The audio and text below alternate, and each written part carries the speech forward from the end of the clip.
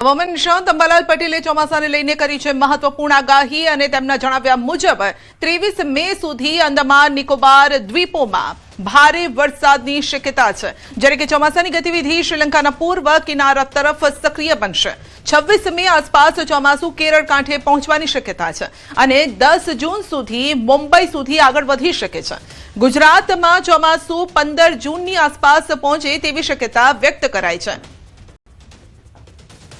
લગભગ આંદામાન નિકોબાર ટાપુ પર વરસાદ થવામાં છે, ત્યારે 23 તારીખ સુધીમાં આંદામાન નિકોબાર ટાપુ પર ભારે વરસાદ થવાની શક્યતા છે અને આંદામાન નિકોબાર ટાપુ પરથી ધીરે ધીરે સિસ્ટમ શ્રીલંકાના પૂર્વ કિનારે જવાની શક્યતા છે અને લગભગ 26 મે કે 1 જૂન સુધીમાં કેરળ કાંઠે આ સિસ્ટમ આવવાની શક્યતા રહેતા ચોમાસું કેરળ કાંઠે બેસવાની શક્યતા ગણી શકાય।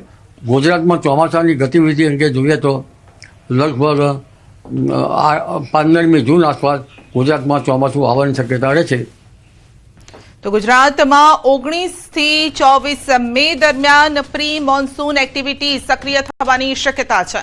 દક્ષિણ ગુજરાત અને દક્ષિણ સૌરાષ્ટ્રના વિસ્તારોમાં 2 ઇંચથી વધુ વરસાદ પડી શકે છે અને સાથે જ 35 થી 40 કિલોમીટર પ્રતિ કલાકની ઝડપે પવન ફૂંકાવાની અને 15 જૂન સુધી અરબ સાગરમાં ચક્રવાતી અસર જોવા મળવાની પણ શક્યતા છે।